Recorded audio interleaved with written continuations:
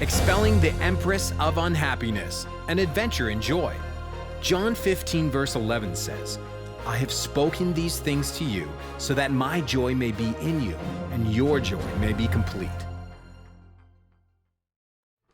Bibleman! Oh, I'm so relieved you're here. Please tell me you're here to see Hailey. Is she all right, ma'am? She's up in her room. Please, come in.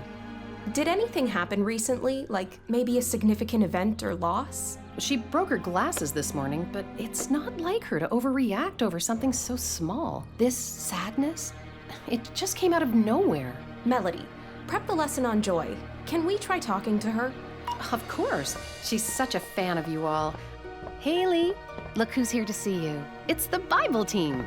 Your mom tells us you aren't feeling that well today, so we brought you something to cheer you up. But you're gonna have to come out of there if you want to see it. There you are. How are you feeling? Sad. It's no fun being sad, is it? You're right. It's awful. But do you know who I turn to every time I'm feeling sad? In John 15, verse 11, Jesus tells us, I have spoken these things to you so that my joy may be in you and your joy may be complete.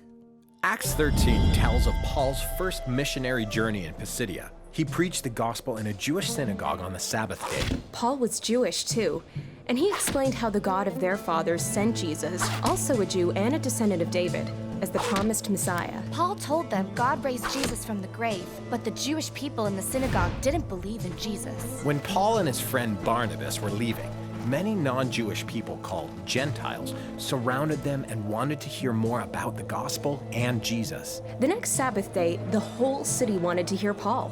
A huge crowd of Gentiles waited for him outside the synagogue, where Paul preached to them. Now the Jewish people got jealous and angry. They interrupted Paul and had the police throw him out of town. But they were too late. The people of Pisidia believed in Jesus, and they were overjoyed to know Jesus died for their sins. Acts 13, verse 52 says they were filled with joy and the Holy Spirit. You're right, Melody.